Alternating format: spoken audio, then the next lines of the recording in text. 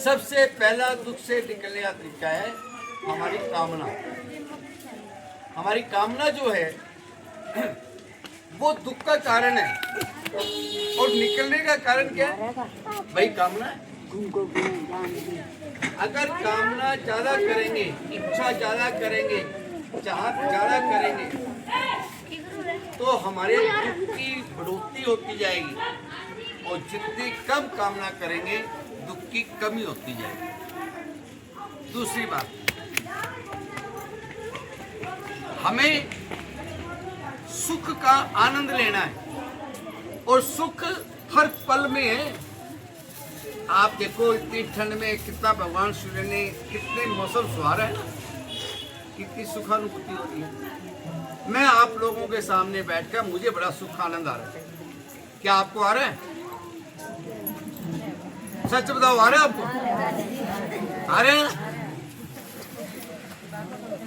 मुझे आप लोगों के सामने बैठकर बहुत खुशी महसूस हो रही है, और मैं यदि दुखी होना चाहूं तो मैं दुखी होने का कारण बताऊं? संतोष से बहुत कम लोग इकट्ठे कर रहे हैं। होगा दुख? क्या नहीं हुआ? संतोष ने क्या व्यवस्था करी है? कोई कमी कहाँ व्यवस्था करी है? हो गया दुख? कोई कुर्सी नहीं लगाई, सबके लिए कुर्सियां होती, सोफे होते, तो संतोष के लिए मेरे मन में ये आती कुछ काम की नहीं। और एक तरफ मैं ये सोचता हूँ क्या बढ़िया व्यवस्था की है, भगवान ने भी हमारे साथ चला है, सुहाती हुई धूप दी है, वृक्ष की छाया दी है, अच्छे माहौल में बैठे हैं, कितना आनंद आ रहा है। तो कौन सी सोच रखनी चाहिए मुझे? अच्छे वाली? दोनों चीजें ना आपके सामने है, आपके सामने है, दुख भी आपके सामने, सुख भी आपके सामने। तो आप दुख में से सुख ढूंढने की कोशिश करें। फिर दुख का क्या हुआ? दुख क्या करेगा? भाग जाएगा। दुख को भगाने का तरीका, सबसे बड़ा तरीका, उस दुख में से सुख ढूंढ लो। अगर आपका बेटा आपका कहना ना माने तो आपको दुख होगा या सुख होगा?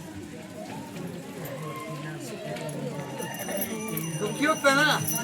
आज हम इस दुख में से सुख ढूंढते हैं, इस दुख में से सुख ढूंढते हैं कि उसमें सुख कहाँ है। आपका बेटा तो है, ये सुख नहीं? आपका बेटा तो है, अरे जिसके बेटे नहीं है उनकी हालत।